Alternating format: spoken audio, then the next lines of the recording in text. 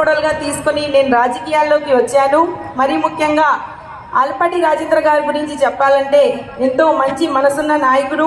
ప్రజల కోసం అనేకమైన సంక్షేమ పథకాలు మరియు అనేకమైన కార్యక్రమాలు, మంచి మంచి కార్యక్రమాలు చేసే మంచి మనసున్న నాయకుడు. నేను చూశాను, ఎంతో శ్రమించి ఎంతో పట్టుదలతో కృషి ఉంటే మనుషులు ఋషులవుతారు అన్నట్టుగా ఆయన రాజకీయాల్లో ఎదుగుతూ మరియు పక్కన వాడిని కూడా ఒక టాలెంట్ పర్సన్స్ని రాజకీయాల్లో తీసుకుని రావటం, అలాంటి మంచి నాయకుడు.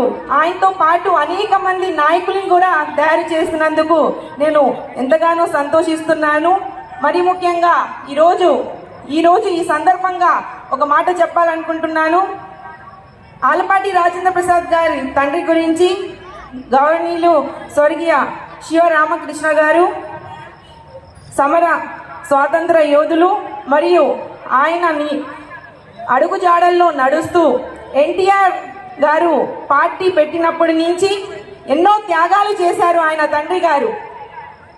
ఆయనకు వచ్చిన పింఛన్ కానివ్వండి, సొంత ఇల్లుని పార్టీ కోసం త్యాగం చేశారు. అలాంటి గొప్ప మనసున్న నాయకుడు ఆయన తండ్రి గారు.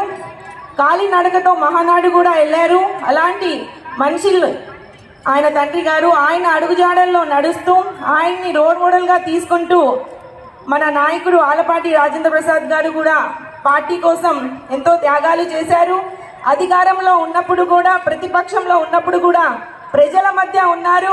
24/7 అందుబాటులో ఉన్నారు. 3 సార్లు ఎమ్మెల్యేగా పనిచేశారు, మంత్రిగా పనిచేశారు విద్యాశాఖ. ఆయన హయాంలో మన పిల్లల భవిష్యత్తు కోసం అనేకమైన కాలేజీలు ఏర్పాటు చేశారు, స్కూల్స్ ఏర్పాటు చేశారు. అలాంటి గొప్ప మనసున్న నాయకుడు మన ఆలపాటి రాజేంద్ర ప్రసాద్ గారని ఈ సందర్భంగా నేను గర్వంగా చెప్పగలను. అదేవిధంగా ఇప్పుడు